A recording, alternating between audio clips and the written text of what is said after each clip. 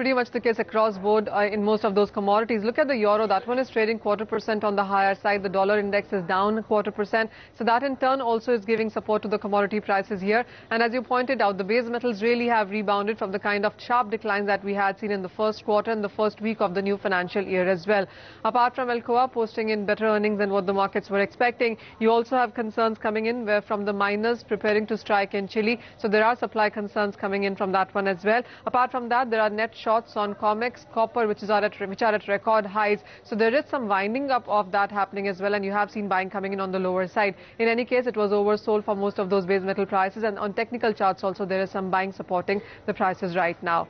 Same is the case with crude as well. After 4.7% of a decline in the previous week, crude prices have seen strength in last couple of sessions now, trading at around 1 week highs. But this place is under pressure because the US inventory data, the weekly numbers that are expected tomorrow, may give some more bearish picture for the prices, and that continues to weigh onto the space.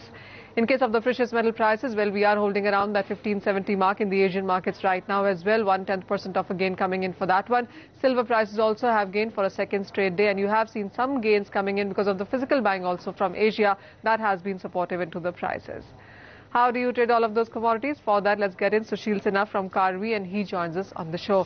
Sushil, hi, welcome. How would you want to trade the crude prices? Today is a good day, but do you see the strength continuing? Among energy sector, crude oil is likely to go for further correction. However, we have seen good upward movement in natural gas, so moving in contradictory, and therefore crude again can be sold around 51.10 for the target of 5060.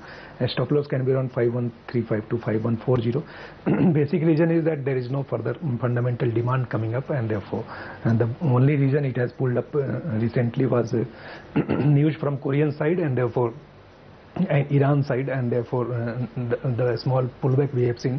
However, there is no fundamental demand, so price is likely to give a further correction. Sushil, what's your sense coming in for base metal prices now, especially copper, where we have seen a lot of concerns coming in, but that really seems to have turned around in last couple of sessions. Good buying opportunity here? Copper, we can see little pull up today. Price can move up to 410 to 412, so buying can be done around 406. Basic reason for this is that there is a news of some strike in Chile, and so that can give a further direction of upward direction. So it's a good strategy to buy for intraday. 406 around can be bought for the target of 412. Stop loss can be around 404.